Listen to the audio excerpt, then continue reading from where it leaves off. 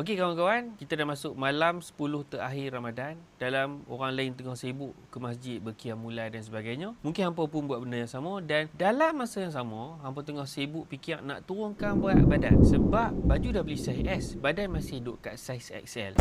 Aku nak share dekat hampa, benda yang paling penting dalam proses menurunkan berat badan sebenarnya adalah benda ni, penimbang berat tu. Kalau tak ada penimbang berat ni, hampa masih dalam delusional. Baru tak makan sehari, time sebelum buka puasa timbang berat. Uish, turun dah sekilo.